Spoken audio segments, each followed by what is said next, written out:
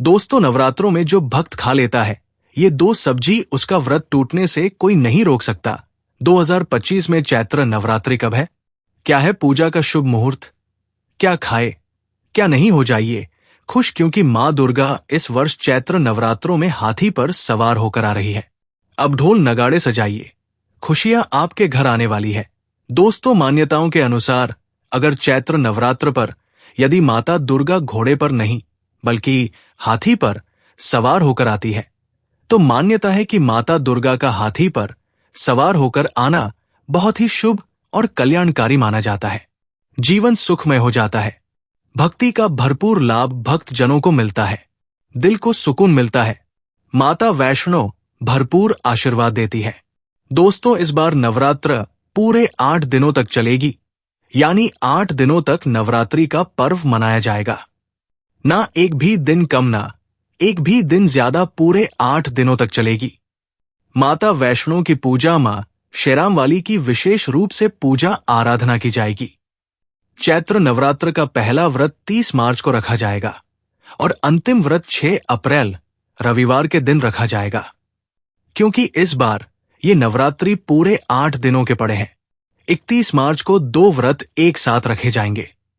मां ब्रह्मचारिणी और मां चंद्रघंटा की पूजा एक साथ होगी और 6 अप्रैल को कन्या पूजन किया जाएगा, जो कि इस दिन नवरात्रि समाप्त हो जाएंगे। आपको बता दें, 30 मार्च को घट स्थापना का मुहूर्त सुबह 6:03 से 22 मिनट तक रहेगा। दोस्तों, चलिए अब जानते हैं नवरात्रि में कौन कौन सी सब्जी नहीं खाना चाहिए और कौन कौन सी सब्जी खाना चाहिए और कौन सा फल खाने से व्रत टूट जाता है। आइए जानते हैं नवरात्रि में क्या खाए और क्या नहीं खाए और क्या पीना चाहिए और कौन सा फल खाना विशेष और शुभकारी माना गया है। आज हम आपको विस्तार से बताएंगे, लेकिन आगे बढ़ने से पहले कमेंट बॉक्स में अपनी राशि जरूर डाल दीजिएगा। यदि हमारे पास आपकी राशि के अनुसार कोई उपाय होगा तो वो आकर हम आपके कमेंट के रिप्लाई में बता देंगे, ताकि आपको राशि के अनुसार फल प्राप्त हो। इस राशि के अनुसार किया गया कार्य बहुत ही शुभ माना जाता है। मैया वैष्णव रानी बहुत प्रसन्न होती है। कमेंट में लिखे, माता रानी आपका स्वागत है, हमारे घर में जय माता रानी एक लायक जरूर करें। वैष्णव रानी के लिए एक लायक तो बनता है। दोस्तों, शास्त्रों के अनुसार बताए गए व्रत चाहे किसी भी प्रकार के क्यों ना हो, उनसे जुड़े पालनों का नियम करना अति आवश्यक माना जाता है, क्योंकि जो मन के मुताबिक किया जाए वो संघर्ष नहीं कहलाता। कहा जाता है कि मनोकामना को पूर्ण करने के लिए थोड़ा सा संघर्ष यानी कि तपस्या तो करनी ही पड़ती है। इसीलिए ऐसी मान्यता है कि व्रत को पूर्ण विधि विधान से किया जाना चाहिए, तब आपको व्रत का पूर्ण लाभ फल प्राप्त होता है। अति उत्तम और शीघ्र दीर्घायु वरदान प्राप्त होता है। आपकी सभी मनोकामनाएं शीघ्र मैया रानी पूर्ण करती है। ऐसे व्यक्ति को मरने के बाद माता रानी के चरणों में स्थान मिलता है। वह सदैव मां की सेवा करता है। ऐसा भक्त स्वर्ग लोक में जाता है। इसीलिए हर शास्त्र यही कहता है कि सच्चे दिल से अगर आपके मन में ईश्वर के प्रति श्रद्धा हो तो बिन पूजा पाठ के ही सारा फल मिल जाता है, और अगर मन में ईश्वर के प्रति शंका हो तो उस मनुष्य को कई जन्मों तक सुख नहीं मिलता, वो नर्क में ही भटकता रहता है। भागवत गीता में भगवान श्री कृष्ण ने स्वयं कहा था, जो मनुष्य सच्चे हृदय से ईश्वर को पुकारता है तो उसका नाता उस शक्ति से जुड़ जाता है जिसे आपने सच्चे हृदय से पुकारा था। इसलिए भगवान भी कहते हैं कि सच्चे हृदय से ही ईश्वर को पुकारो, तो वो आपकी हर मनोकामनाओं को पूर्ण करते हैं। दोस्तों, कई लोग ऐसे हैं जो भगवान के सामने घंटों पूजा पाठ करते हैं तथा रोते हैं, फिर भी भगवान उनकी कभी नहीं सुनता।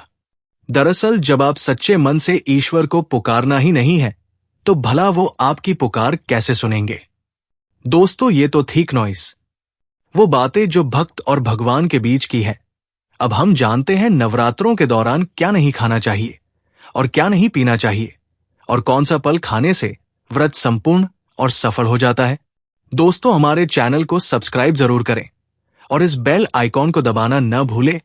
तो आइए शुरू करते हैं दोस्तों, चाहे मर जाना भूल कर भी नवरात्रि के दिनों में पानी पूरी कभी मत खाना, क्योंकि इस दिन कभी कभी बीच में शुक्रवार पड़ जाता है और शुक्रवार को मां संतोषी का बार कहा जाता है। माता संतोषी खट्टी चीज खाने वाले व्यक्ति से हमेशा क्रोधित रहती है, नाराज रहती है, क्योंकि नवरात्रों में माता संतोषी जागृत अवस्था में हो जाती है। माता संतोषी की शक्ति नवरात्रों में कई करोड़ गुना बढ़ जाती है। नवरात्रों में जब शुक्रवार पड़ जाए तो इमली नहीं खाना चाहिए। माता संतोषी रुष्ट हो सकती है, आपको दंड दे सकती है। नींबू नहीं खाना चाहिए। वैसे तो नवरात्रि के व्रत में नींबू खा लेना चाहिए, पर अगर शुक्रवार हो तो माता संतोषी के क्रोध से बचने के लिए नींबू नहीं खाना है। इस दिन नींबू का त्याग करना चाहिए। दोस्तों, पानी पूरी क्यों नहीं खाना चाहिए? क्योंकि उसमें लहसुन प्याज होता है और खट्टा भी होता है, जो व्रत को भंग कर सकता है। पाप लग सकता है। ध्यानपूर्वक अगर आप शुक्रवार को खट्टा नहीं खाते हैं तो माता संतोषी आपको धन धान्य से मालामाल कर देती है, आपके घर में अपना वास बना लेती है। बस शुक्रवार के दिन, नवरात्रों के दिनों में इस चीज का त्याग करना चाहिए, पालन करना चाहिए। नवरात्रों में लहसुन, प्याज और खट्टा, फिर चाहे आपने व्रत भी नहीं रखा है, फिर भी आपको शुक्रवार के दिन या अन्य दिनों में लहसुन प्याज नहीं खाना चाहिए। लेकिन हां, पानी पूरी आप खा सकते हैं, वो भी जब नवरात्रि समाप्त हो जाए। दोस्तों, वीडियो को लाइक जरूर करें। आपका एक लायक माता रानी को अति प्रिय है, माता रानी को अच्छा लगेगा, इसलिए मां के लिए एक लायक तो बनता है, माता रानी को नकारना नहीं चाहिए। दोस्तों, नवरात्रि के दिन सेब जरूर खाना चाहिए। शास्त्रों में बताया जाता है कि भगवान के भोग में सेब आदि जरूर अर्पित किया जाता है। अगर आपका व्रत है तो आपको सेब जरूर खाना चाहिए। केला, पपीता, तरबूज और मीठे अंगूर जरूर खाना चाहिए। इन फलों से व्रतधारी को शक्ति मिलती है और व्रत संपूर्ण हो जाता है। क्नौश शास्त्रों में बताया जाता है कि नवरात्रों के दिनों में सीताफल जरूर खाना चाहिए। सीताफल खाने से 20 ऐसी बीमारियां हैं जो खत्म हो जाती है। माना जाता है नवरात्रों के दिनों में सीताफल का घर में प्रवेश होना बड़ा ही शुभ माना गया है। सीताफल खाने से नवरात्रि का व्रत सफल हो जाता है। क्नौस, क्योंकि इसमें माता सीता का आशीर्वाद मिला हुआ होता है। माना जाता है भगवान राम के वनवास के दौर में माता सीता ने यही फल खाया था। नवरात्रि के दौरान इसे जो भी खाता है उसे दुखों का सामना नहीं करना पड़ता। सीताफल आपको जरूर खाना चाहिए। माता सीता प्रसन्न होती है और आशीर्वाद देती है। दोस्तों, नवरात्रों में तेल की तली हुई हरी मिर्च खा सकते हैं, लेकिन कम मात्रा में खाना है। व्रत के दौरान ज्यादा तीखा नहीं खाना चाहिए। व्रत में तीखा खाने से व्रतधारी की जो पेट की आंतें होती है उसमें जख्म हो सकते हैं। क्योंकि इस दौरान हम व्रत का पालन करते हैं तो हमारे पेट में कुछ नहीं होता, इसीलिए हल्का खाना खाना सर्वोप्रिय और उत्तम माना जाता है। व्रतधारी को रसीले आलू अवश्य खाना चाहिए। इससे हमारे शरीर में ऊर्जा की भरपूर जरूरत जो होती है पूरी हो जाती है। आप आलू का पानी पी सकते हैं। रसीले आलू जरूर खाना चाहिए। दोस्तों, क्नौसन व्रतों में भिंडी की सब्जी जरूर खाना चाहिए। भिंडी में कई ऐसे पोषक तत्व होते हैं जो हमारी हड्डियों को मजबूत बनाते हैं तथा नवरात्रों में बैंगन की सब्जी जरूर खाना चाहिए। लेकिन याद रहे, जब नवरात्रों में सोमवार पड़ जाए तो बैंगन की सब्जी मत खाना, पाप लगेगा। नवरात्रों में सब्जी में हरा धनिया जरूर डालना चाहिए। हरे धनिये से भी व्रतधारी को पोषक तत्व मिलते हैं। नवरात्रों में हरा धनिया अवश्य खाएं। इससे जो शुगर लेवल होगा वो कम हो जाएगा। नवरात्रों में रिफाइंड का तेल और सरसों का तेल भूलकर भी व्रत के दौरान नहीं खाना चाहिए। मूंगफली का तेल और देसी घी और गोले का तेल खाना अच्छा माना जाता है। दोस्तों, नवरात्रों में व्रतधारी को डब्बा बंद लस्सी, डब्बा बंद जूस नहीं पीना चाहिए। उसमें कई केमिकल मिले होते हैं जिसके कारण आपका व्रत टूट सकता है। जब भी आप फलों का जूस पिए तो याद रखें, उसमें नमक ना डालें, नहीं तो व्रत टूट जाएगा। साथ ही साथ जूस में बर्फ भी नहीं डालना चाहिए। फलों का सादा जूस पीने से व्रत सफल होता है। दोस्तों, नवरात्रि के दौरान सिंघाड़े का आटा या कूटू का आटा खाने से पहले ये देख ले कि आटा पुराना नहीं होना चाहिए, क्योंकि पुराने आटे में कीड़े वगैरह पड़ जाते हैं, जिसके कारण आपका व्रत टूट सकता है, क्योंकि ये छोटे छोटे कीड़े हमें दिखाई नहीं देते और आपके मुंह तक पहुंच जाते हैं। ऐसा आटा खाना क्नॉइस मतलब कीड़े मकोड़ों का मांस खाने के बराबर माना गया है। दोस्तों, नवरात्रि के दौरान आप शाम के समय खाने में दही ले सकते हैं, आलू वगैरह खा सकते हैं, आलू के चिप्स खा सकते हैं, साबूदाने की टिकिया बनाकर खा सकते हैं, साबूदाने की खिचड़ी खा सकते हैं, आलू के पापड़ भी खा सकते हैं। क्नॉइस की सब्जियां तो ऐसी है जो नवरात्रि के दौरान भोजन में शामिल कर सकते हैं। इससे आपको एनर्जी मिलेंगे और व्रत सफल हो जाएगा। नवरात्रि के दौरान आप दूध पी सकते हैं, जो आपको ताकत देगा। चाय वगैरह भी पी सकते हैं, लेकिन याद रहे उसमें नमक ना डालें। चाय में नमक डालने से व्रत भी टूट जाएगा। क्नॉइस और हड्डियों भी गल जाती है।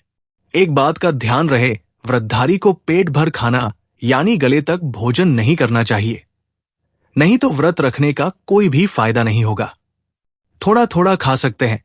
दोस्तों, नवरात्रि के 9 दिन आदि शक्ति मां दुर्गा को समर्पित होते हैं। क्नॉइस नवरात्रि के 9 दिन माता रानी के 9 अलग अलग स्वरूपों का पूजन किया जाता है।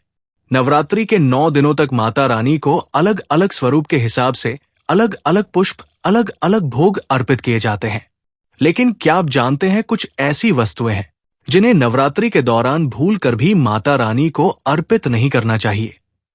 अगर इन वस्तुओं को आप गलती से भी माता रानी को अर्पित कर देते हैं तो आपको व्रत और पूजन का पूर्ण लाभ नहीं होगा।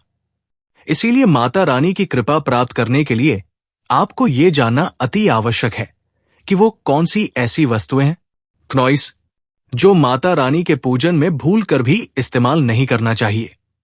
तो आइए मां का जयकारा लगाते हुए वीडियो को शुरू करते हैं।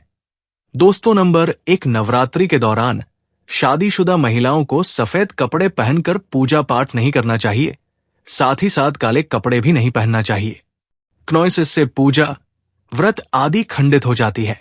माता की चौकी जब आप लगाएं तो उसके नीचे कागज नहीं लगाना चाहिए। माता की चौकी हमेशा लाल कपड़ा बिछाकर ही बनाना चाहिए। हमेशा याद रहे, नवरात्रों के इन 9 दिनों तक व्रतधारी को अपना आसन मां की चौकी के आगे ही लगाना चाहिए और वहीं पर आपको सोना चाहिए। क्नॉइस मंदिर को नवरात्रों के दौरान अकेला नहीं छोड़ा जाता, बहुत ही अशुभ माना जाता है। जरा आप ही सोचिए, माता रानी 9 दिनों के लिए धरती पर आकर आपके घर में रहने के लिए आई है और ऐसे में आप उन्हें अकेला अगर छोड़ते हैं तो माता भी आपको छोड़कर चली जाएंगी। वो कहेंगी इसको मेरी जरूरत नहीं है, वो अकेली पड़ जाती है। इसीलिए माता के पास में ही सोना चाहिए। दोस्तों, नंबर 2, नारियल हिंदू धर्म में नारियल को समृद्धि, धन, श्रद्धा और सम्मान का सूचक माना जाता है। नारियल को श्रीफल भी कहा जाता है। नारियल को सुख समृद्धि में वृद्धि करने वाला माना जाता है।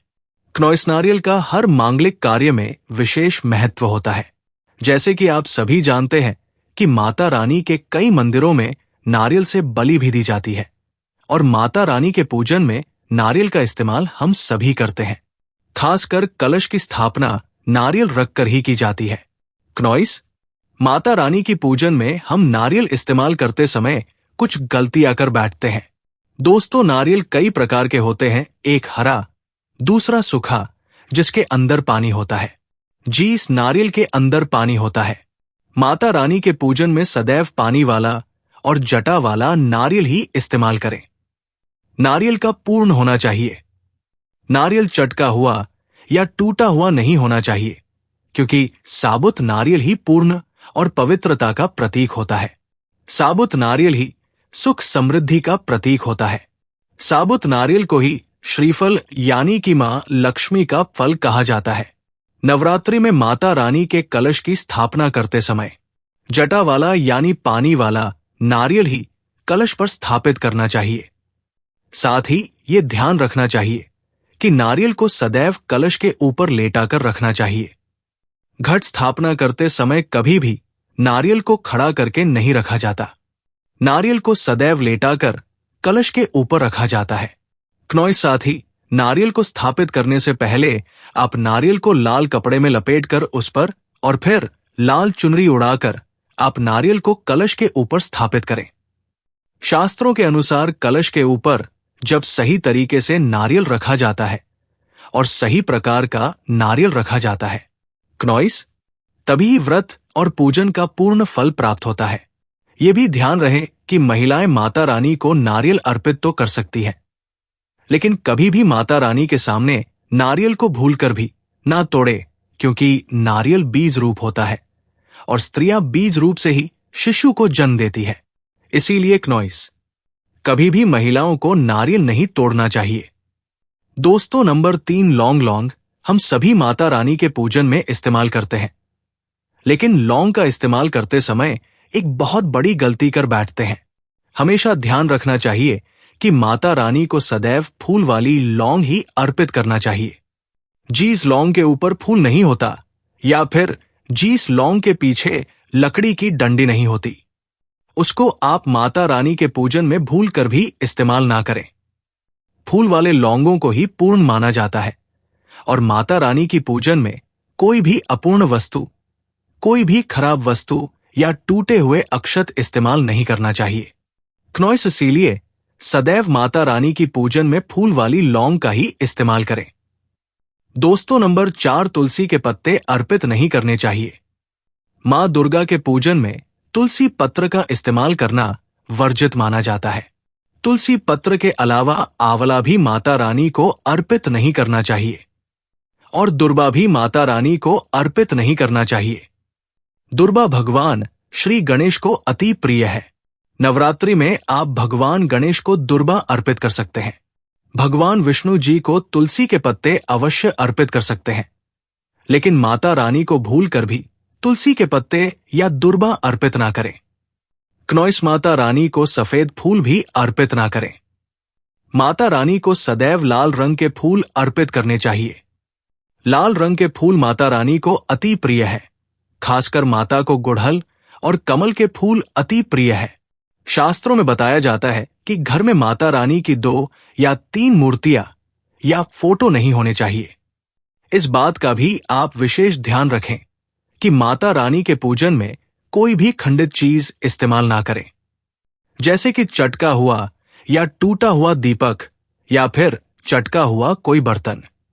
साथ ही ये भी ध्यान रहे कि लोहे की और प्लास्टिक के बर्तन आप माता रानी के पूजन में इस्तेमाल ना करें, क्योंकि प्लास्टिक के चाइनीज बर्तन हड्डियों के पाउडर से मिलकर बनते हैं। ऐसा न करें। ऐसे बर्तनों को माता रानी के पूजन से सदैव दूर रखें। माता रानी को जो पुष्प अर्पित कर रहे हैं उन्हें सूंघे नहीं।